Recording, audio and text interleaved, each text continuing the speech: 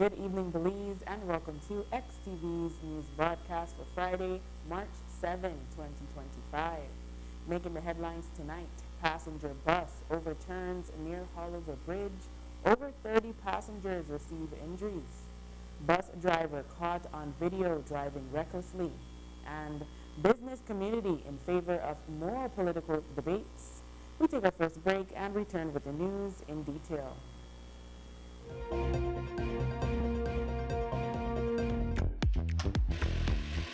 Make light work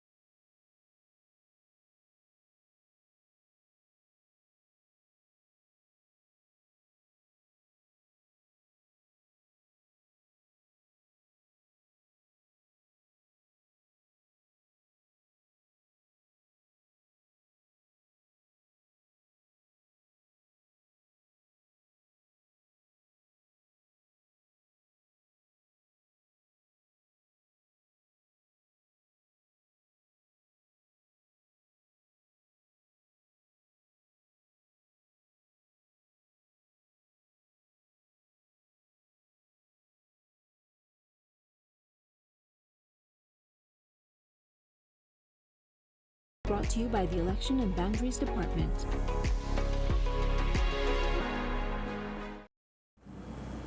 A Central Transit bus overturned on the side of the Philip Golson Highway near the Hallover Bridge this morning at around 6:20. The passenger bus was traveling from Lords Bank to Belize City when the bus had a tire blowout in the rear and the driver lost control and ended up on its right side in bushes on the opposite side of the highway. No other vehicles were involved. The conductor told Creme News XTV that he was in the process of collecting fares from the passengers when he felt the bus started to swerve and passengers were screaming. He said the bus was not full, but there were a few elderly persons on board. A few passengers were injured, with a couple others bleeding. He said the ambulance arrived some 15 to 20 minutes after the incident. The Carl Huchner Memorial Hospital later posted on their Facebook page that their staff responded to the accident. In the post, the hospital noted, quote, "This RTA produced 30 plus patients at our accident and emergency with varying degrees of injury, prompting our staff to spring into action. We are grateful that staff responded that were not even scheduled for duty, and we are happy to report that all persons are stable and all injuries have been addressed," end quote. Following the early morning bus accident by the Hallover Bridge at the entrance to Belize City, in a separate incident, a video began circulating on social media of a bus driver from a northern bus service, R. Tillet bus line, putting his passengers in danger. The video shows the driver entering the opposing traffic lane on the Philip Golson Highway, forcing traffic from both lanes to swerve to the side to avoid hitting the bus. The company has since publicly addressed the issue in a statement. The company said they are aware of the incident and have since suspended the driver. The company also apologized for the incident and assured customers that, quote, "We take the safety of everyone seriously. If any driver is caught out of line, kindly contact 674-1200 and 671-0657 for immediate action," end quote. In March of last year, the Belize Crime Observatory released data on road traffic accidents from 2019 to 2023. The report shows that there was a 72% increase in road traffic accidents reported for 2023, the last year for which data has been released. This increase was the largest in the past 5 years. During that period, negligent driving was the main cause of road traffic accidents, and the victims were mostly males.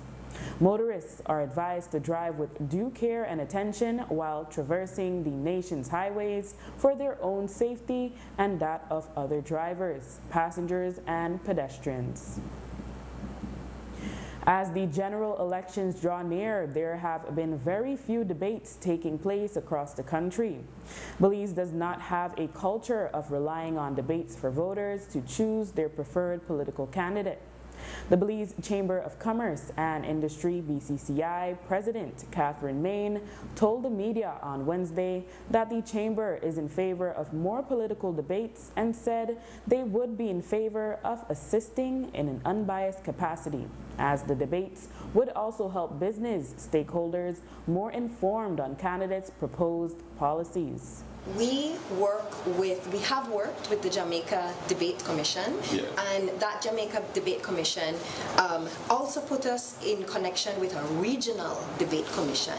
What that means is that because it's a debate is very technical, very specific to be carried out right and in a fair fashion. Exactly. So we have the back-end capacity, and we continue to push. We want to be able to do this, not for the purpose of getting into politics, please let me make that very clear. What we want to do and what we want to encourage is, if you are an entity interested, right? Because the themes and the significance of a debate cannot only be done by us, meaning and promoted by us, it needs to be promoted by others. When I hear the Dangriga thought, the thought is, oh, there's interest. That is fantastic, because some of that has to do, there has to be a buy-in from all ends, which we know, right? So what we want to continue to do is build our capacity and be able to exchange and share that capacity free of cost. Yes. To entities like these, we've been talking about possibly, sharing information, and then find ways to work along with our partners, like for instance the academic world,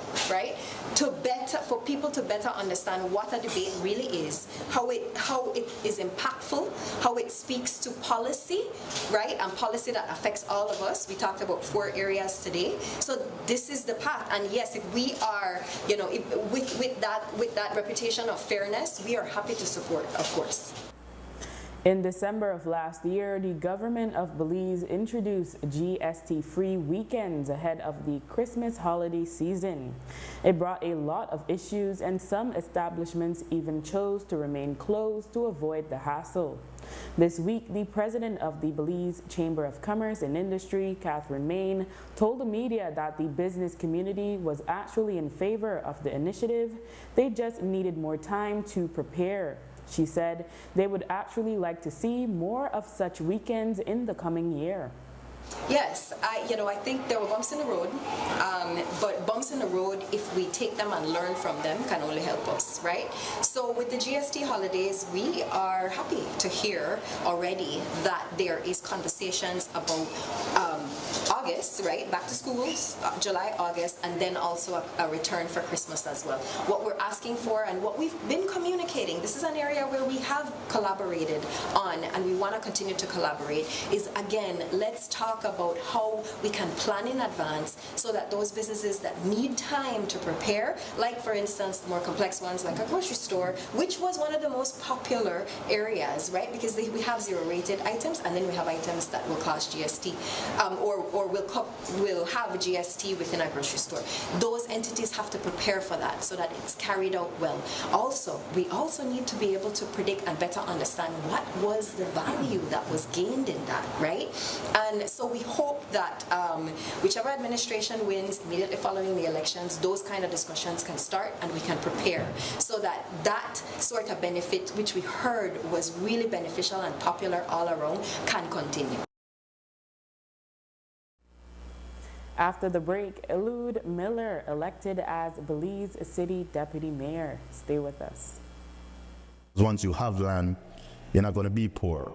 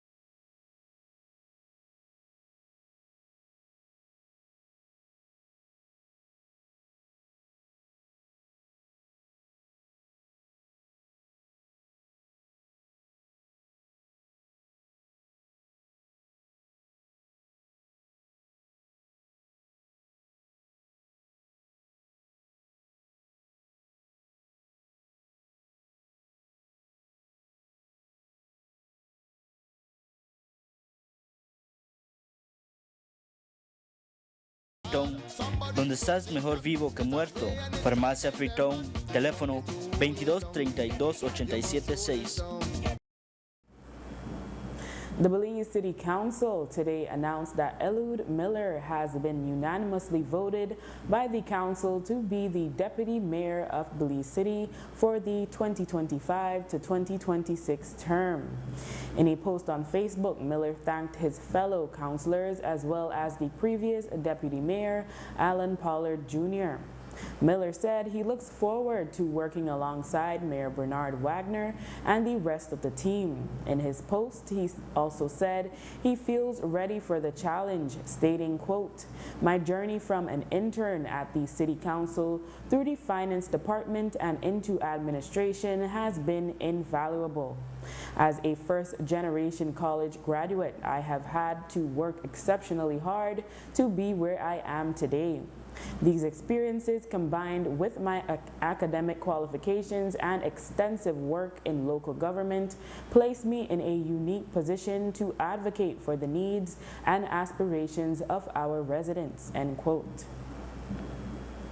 A new police substation was inaugurated in Trial Farm on Thursday. Trial Farm is the largest village in Orange Walk and is adjacent to Orange Walk Town, which itself is joined to other villages on other sides. For decades, the entire area had been served by one central police station. The Commissioner of Police, Chester Williams, said the additional substation would alleviate pressure off the central station. Know that the Orange Walk town area has expanded exponentially, and so just to have one central station in Orange Walk town, which even though it is Trial Farm, not Orange Walk town, it is connected to the town, so it looked like one. And in the past, the one station was servicing the entire area, and so to have this substation in this area is going to help to take some of the burden from the central station, as well as to make it much easier for people who reside in this area to be able to have access to the police. And so for those two reasons, it's indeed a strategic location. It will start off with about a complement of 8 for now, and then when recruit pass out, the number will go to around 30. So it will have a good complement of officers when the recruit comes out of training. The new building was a collaboration with the Ministry of Tourism and the Belize Tourism Board. Minister of Tourism, Honorable Anthony Mahler, explained why Trial Farm is considered a strategic location for that ministry. We believe that the Mexican market is an important market for us. We've seen with our marketing efforts over the last year that we've grown that market by over 100%. And we will continue to do our part in ensuring that the industry is safe and that we continue to collaborate with the police department. So what is strategic about Trial Farm? I noticed that it's a developing community. Yeah, it's the fastest growing community in the area. You have a lot of people who work in this area, and who workers in the tourism industry would come from areas like this. And it is a corridor going into Sartaneja and all these areas to go to Lamanai. So it is important. They said that this is a strategic location. The police department picked this location.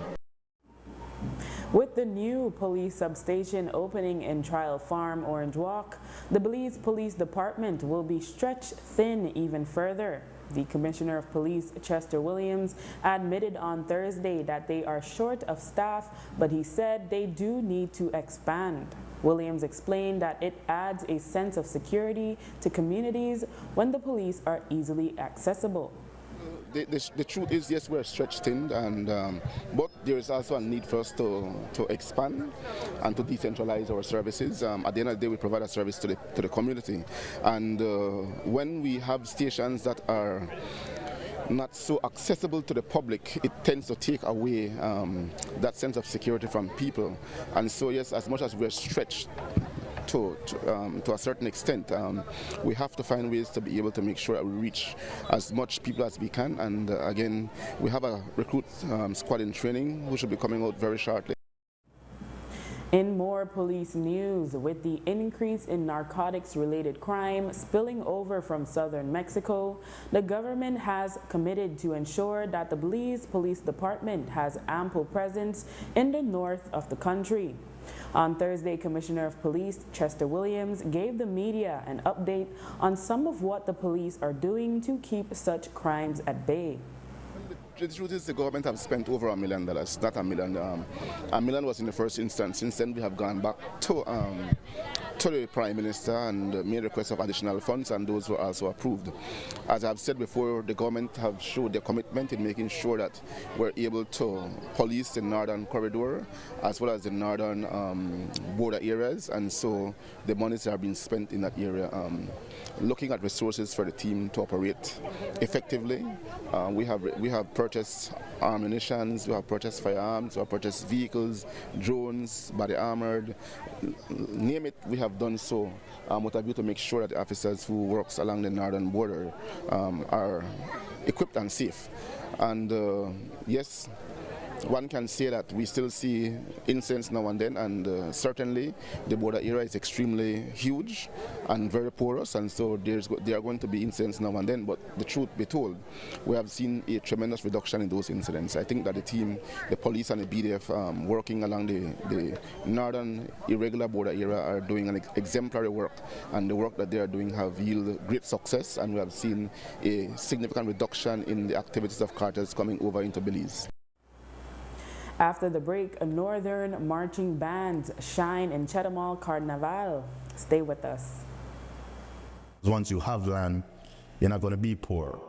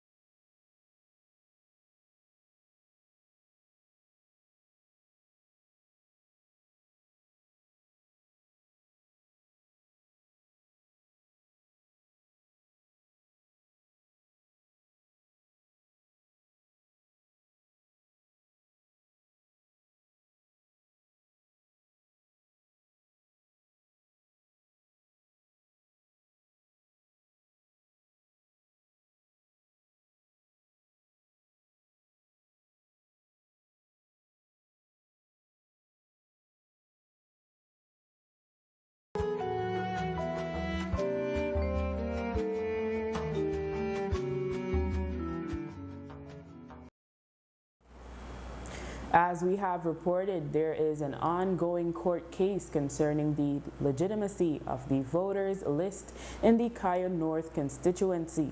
On Thursday, Chief Elections Officer Josephine Tamay lamented to the media that even though their employees investigate every single application, it is often difficult to do so. Every single application that comes to this department, our officers go out and conduct investigation. We have investigation sheets whereby the persons would sign. The law speaks to the chief occupant. And so when our officers go to the person's house, if the chief occupant says that that person lives there, it is a challenge for us to dispute that that person does not live there. We do not have the authority to go inside person's house and search their houses to see. And I will tell you, some people would get crafty. Some would tell me, well, you know, I put a picture of the person in the house, so even if you come, the picture is there. And there's so many different things. We have seen cases as well where our officers disallow some persons, and when they go to court, they actually present receipts in court to say they were renting the houses. They didn't provide that to us, and so the court would say, no, you have to put those persons on the list. So it goes both ways. And I always believe that as citizens, we have to do our part as well. And every single month, our list is published on or before the 15th of that month.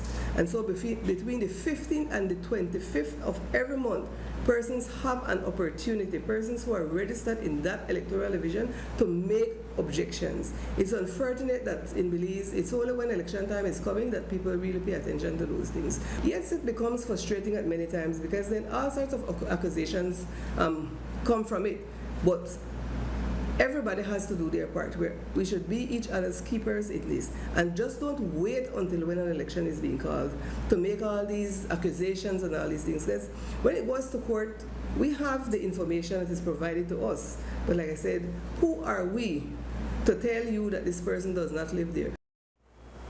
There has been much said about the sample ballots that have been shared on social media and in print for each constituency, and much of it negative. One of the issues brought up is that of Philip Willoughby, who is contesting in Port Loyola under the TPUDP, having his nickname as Tracy Panton.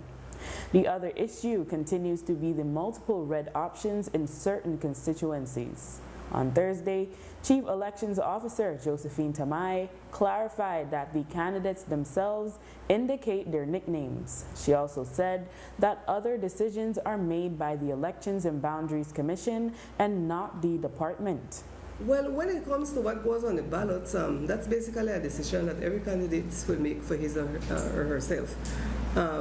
They are allowed to indicate if they want an AKA on the ballot paper, because sometimes people claim that nobody really knows their real name, right?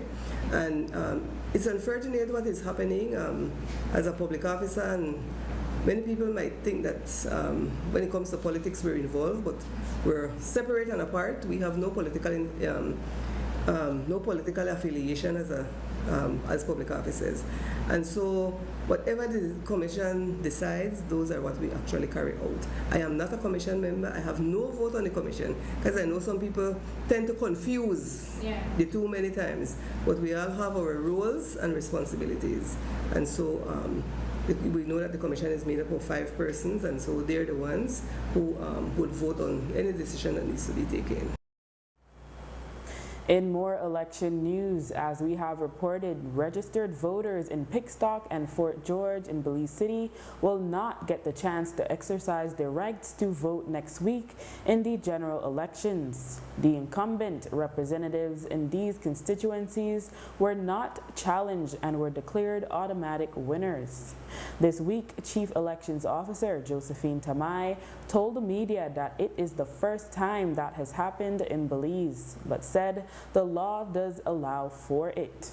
It has never happened before in Belize, but the law does anticipate such thing to happen, because it does state that if only at 4 o'clock on nomination day, if only one candidate is nominated, then the returning officer must declare that person as the person elected for that electoral division, right? And so the returning officer must also inform the Governor General. They have a return of uncontested election form that must be filled and submitted to the Governor General. And so I guess the law anticipated, and I guess in other countries it's very rare, but things like that happen.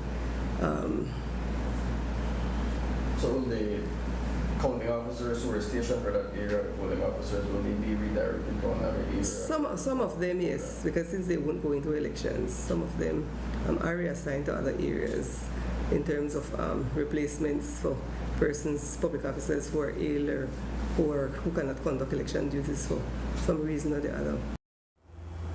And this past Saturday, groups from Belize were invited to participate in Chatamal's annual Carnaval. Participating from Belize were the Corozal Free Zone, who went with a float and dancers. The Ambassadors Marching Band from Escuela Secundaria Técnica Mexico, ESTM, the Corozal Community College Marching Band, the Orange Walk Central Drum Corps, and the St. John's College Marching Band from Belize City. The Corozal Free Zone's float won the award for the best float. The band director for ESTM's Ambassadors Marching Band, Denzel Omir Charlie, spoke of the crowd support in Chatamal.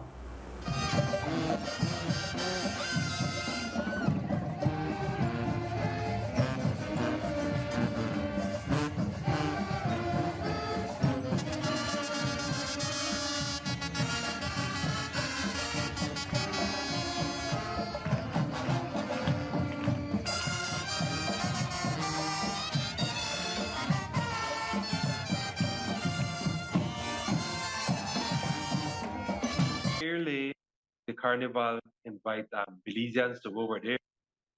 When we went, they had different bands from Belize, so I guess it's like the Belizean Day. For yearly, they take bands, and they have been taking Escuela Secundaria Técnica Mexico 3 to 4 years, if I'm not mistaken. Because every year that they invite the bands. Actually, well, we don't go alone. It's the free zone committee that would pay our boss and take us there and help us with the logistics of expenses. And it's the free zone, the people in charge of free zone that take a float. No, they take a float with the dancers, and the band is part of the free zone show at the carnival. It's an yearly thing that we try to go to. They invite us every year. It's a very nice experience. Belizeans, I like it. Like our music, the punta and the parang. The audience, they applaud, and the Mexicans are very cheerful people. This band sounds good, but sometimes you might not sound as good, but they will still clap for you. They're hype up. And compared to Belize, at times you don't get the same kind of applaud and feedback. But the students, you can see that they feel good. They're playing, they get more energy to play better because they have people that are cheering up for them. Charlie said that their band has been in existence since 2008, and they participate across the country in various parades and events. He said past members also still support the band.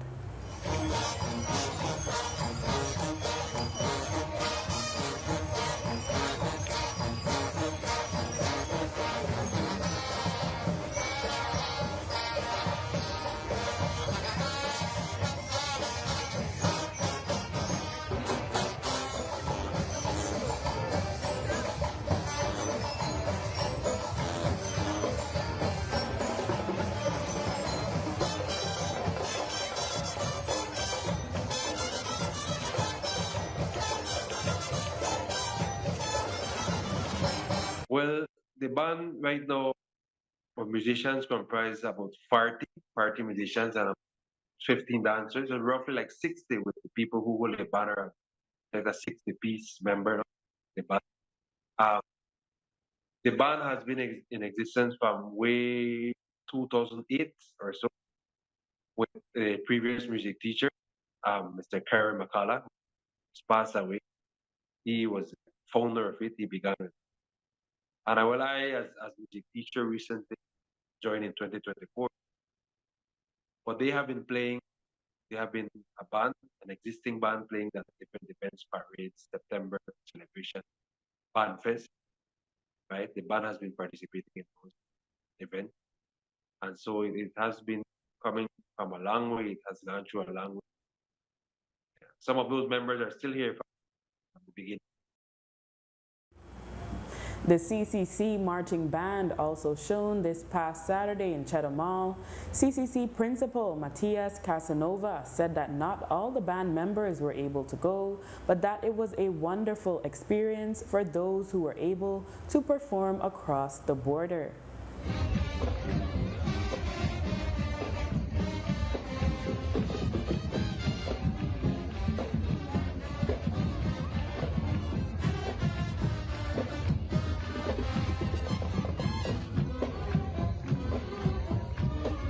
We were first invited through the Corozal Free Zone. They normally have a booth, a float. And so they invited us once, and we had a wonderful experience. The students enjoyed it. And I believe that the Mexican community also enjoyed it. And we felt a connection. And so we have made an effort to make it every year.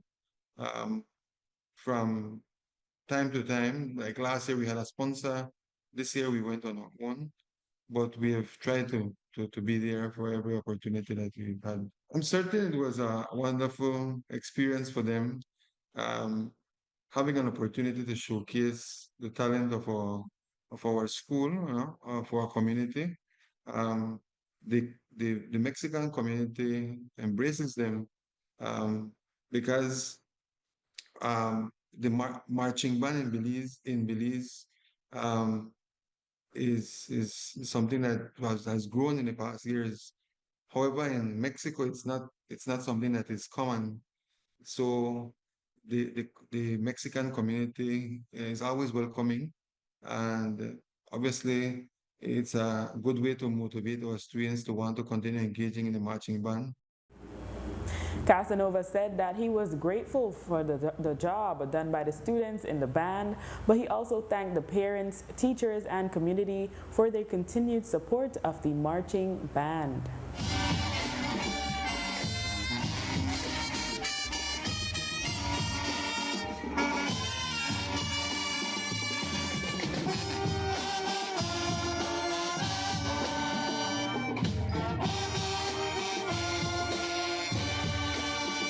I always thank them for their hard work and dedication in being a part of the band. But apart from the students, who are the ones that we like to showcase, we want to give them this opportunity to have this experience out of the classroom, because this is part of their formation. And so we are very grateful for their commitment to the band. But we also have to I take this opportunity to also thank not only the students, but also their parents who support them in being a part of the band, and especially those parents who are part of the parent committee that are instrumental to our band. Our band has been going on for now 25 years. And we believe that the parents play an instrumental role in the existence of our band. And of course, to our teachers, who we have a group of teachers who are dedicated to the band, and in extension, the staff, that provide support to students in different ways. And why not the community? Our community has been very supportive of our marching band. When we reach out to them for partnership or sponsorship, they always provide that kind of support. So I take this opportunity to thank our students, our parents, our teachers, our community, and of course our board of management, who continue to believe in the band as an highlight of the institution. And with that, we have come to the end of our newscast. A repeat can be viewed on the station later tonight at 9 and again Tuesday at midday. Join us again Tuesday at 6 p.m. for another news broadcast. I am Drea Espinosa. Have a safe and enjoyable evening.